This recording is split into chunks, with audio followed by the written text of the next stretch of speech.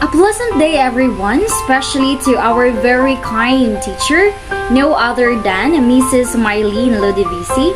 Good day, ma'am.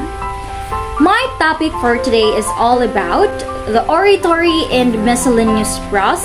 So it is under the chapter 10, no, which is the second creative period.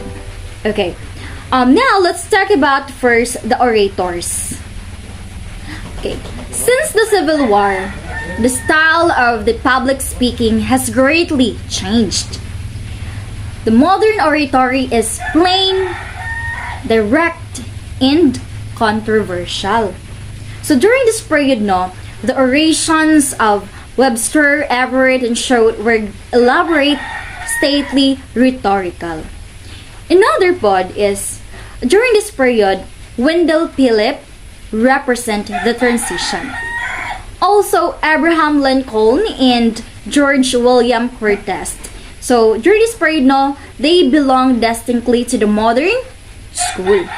Also, kang pulpit orations is well represented by insaman kang Henry Ward Beecher and Phillips Brooks. So another significant happening during this period pod is kang Henry W. Grady. So kani si Henry W. Grady, no, he was an oratory of the New South. And during this period, no, he won a wide reputation as a brilliant and fascinating speaker. Lastly is Charles W. Eliot. So Charles W. Eliot during this period is remarkable for his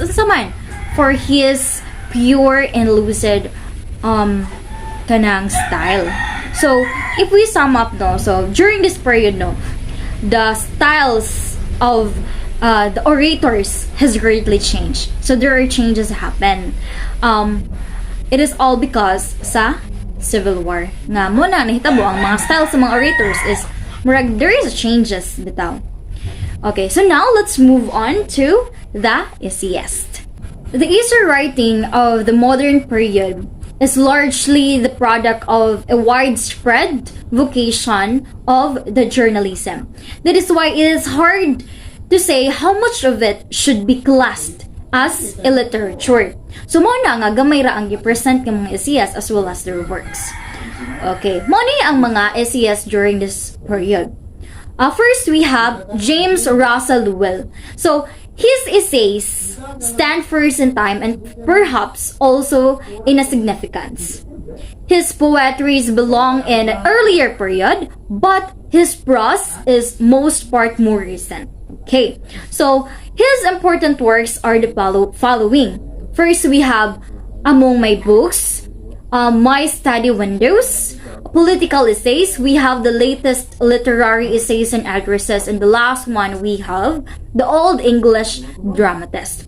Okay, most of these books are on literary subjects. Okay, they are in a very charming, humorous, and suggestive. So in short, this kanang essays is a product of a richly cultured mind. Okay, next is Edmund C. Stedman.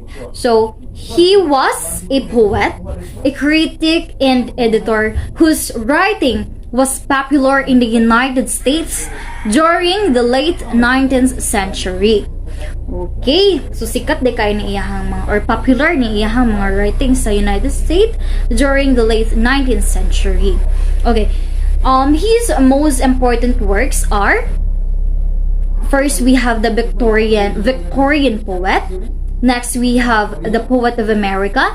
And the last one, we have the Nature and Elements of Poetry. So, kani sila, no?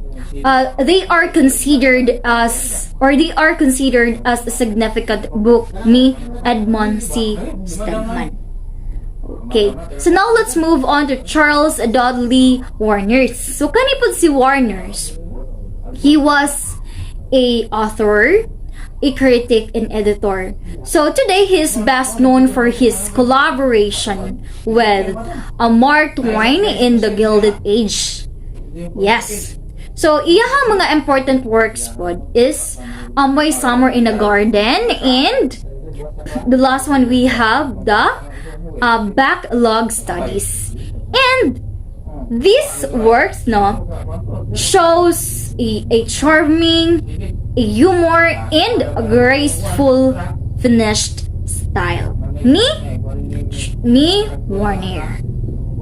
Okay, now let's move on to Donald G. Mitchell. So kani si Mitchell he was an American farmer and a writer known for his nostalgic and sentimental books about American lives. Yes, especially The Reveries of a Bachelor in a Dream Life. So iyang significant book is entitled The Reveries of a Bachelor in Dream Life. So ingani nga work lovers of sentiment has been delighted with it. Yes. Okay. Now, let's move on to the last one. We have ni John Burroughs. So, kani po si John Burroughs, he was an American essayist and a naturalist. Which who lived and wrote after the manner of Henry David Thoreau. So, his interest is naga-focus sa nature and outdoor life. Yeah, so iyahang mga important works are the Wake Robin, we have the Winter Sunshine, we have the Birds and the Poets, we have the Locust, we have the Well Honey, and the last one we have the First Fields. If we notice most sa iyang mga works let's talk about nature. Okay, so that would be all the essays during this period or during the second creative period. So now let's move on to the last one, which is the historian. Okay, so recent historians have not been so remarkable in the literary qualities as for accuracy of the scholarship, the industry in collecting the materials, the legends, and preparing the bibliographies, and caring and indicating the sources of the materials. Yes. And the most important writers during this period have been Goldwin Smith, we have the Justin Windsor, we have Andrew D. White, we have Justin Fest, we have Woodrow Wilson. But none of these writers except ni John Fest has been made a genuine literature out of his history. So si John Fester yun ang nakagamaog genuine literature. So, muna yung mga principal works. First, we have the critical period of American history. The next, we have the beginning of England. We have the American Revolution. We have the discovery of America, and the last one, we have the Old Virginia and her neighbors. So that would be all the historians. So I hope you learned something about the oratory and miscellaneous prose and their chapter 10, which is the second creative period. That would be all, and thank you.